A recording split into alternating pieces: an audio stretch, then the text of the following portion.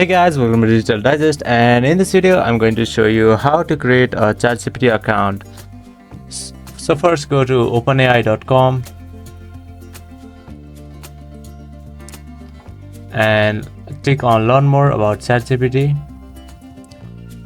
and over here click on try on web. From here you can click on sign up, and then you can even continue with Google account, Microsoft or Apple accounts, or just you can enter your email address. So I'm just going to enter my email address, and then you have to create your password. Make sure to make it at least 8 characters. Click on continue.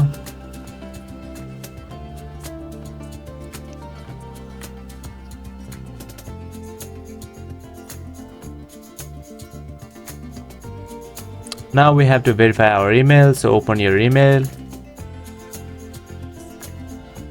and over here you can click on verify email, and your account has been successfully verified. Now there are just few steps left and you will be able to create your ChatGPT account. So let's go over here and reload this. Now you have to fill in your name, so I'm just going to enter my first name and last name, and then select your birthday.